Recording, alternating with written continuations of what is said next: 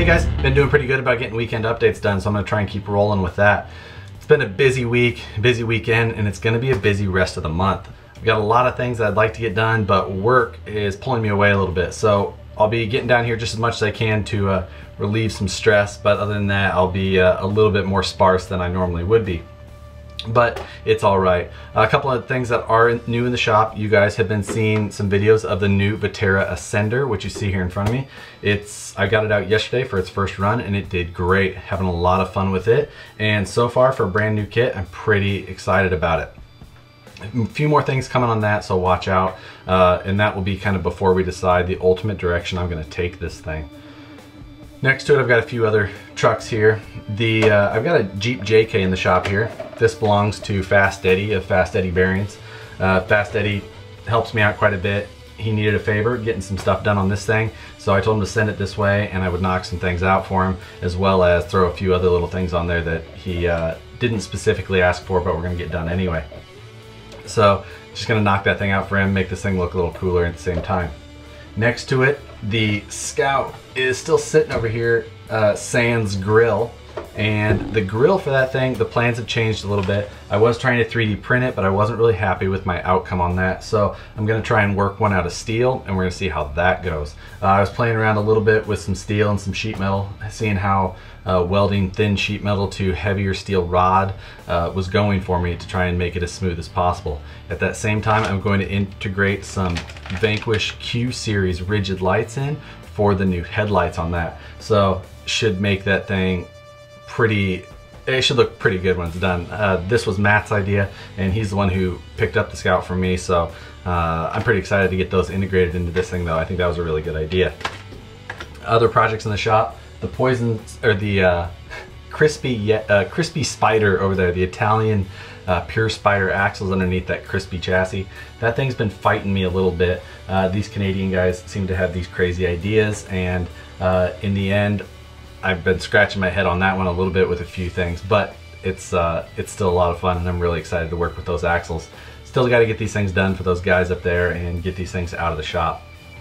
Beyond that, just a few other projects still straggling around. The 19 SCX10 Wraith is sitting up there, and I do want to get that done. Probably just going to get it done, run it, and then get it out of here. Not something that, with the addition of a few other projects that have come into the shop, probably not something that I really need to be focusing on.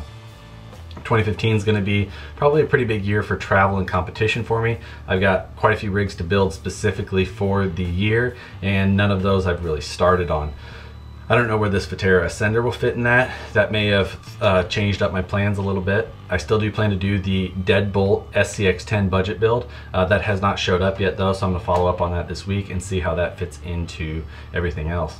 October is going to be after my work kind of starts to slow down, so I'm looking forward to that.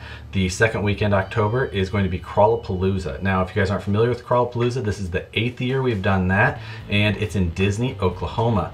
Now, Disney, Oklahoma's not too far from Kansas City here, a few hours, but we've got people coming from all over the country to meet up there, and it's going to be a big scale comp. Not Sorka, just scale, super relaxed, 1.9 and 2.2 classes. Enter 1, and you can compete in all the events. Great time. If any of you guys are within several hours of driving to Disney, Oklahoma, look it up, see what you can do. Tickets are available on rccrawler.com through the DMG. He and the KCRC crew are the ones organizing it this year. I've been involved with organizing it in the past, but this year not so much. So if you guys see a chance or get a chance to come down, absolutely come down. Really looking forward to getting down there again every year. I've been down there. This will be the 8th year. I think I did miss 1 year, but other than that, it'll be 8 years, so really looking forward again just to hanging out with everybody down there and competing and having a good time. Beyond that, September here, the last weekend in September, I believe, we're going to have the Goat Hill King of the Goats. Now that is kind of our premier Goat Hill event for the year. That's in the Kansas City area, and that is kind of, Goat Hill's our torture testing place. Awesome scale RC park where we really put the hurt on some vehicles, and we're having our 1.9 and 2.2 King of the Goats. It's a timed trail, and fastest guy through it is the king, one for each class. So again, if you guys are within driving distance of Kansas City, look at coming out to that. That's the 27th of September. Worth the trip if you're, you know, a reasonable distance. I mean, still a ton of stuff in the shop, crazy busy, and work is gonna keep me pretty occupied here for until that last weekend. The Goat Hill will be the first day that hopefully I'm free, but beyond that, really looking forward to what the month's got coming, what the rest of the year has coming, and pretty excited for everything else. But wanted to get one of these out there. Looking forward to some projects, looking forward to finishing some projects, and getting a bunch of stuff out. So that's all I got for tonight, guys. Have a good one, and we'll see you next time.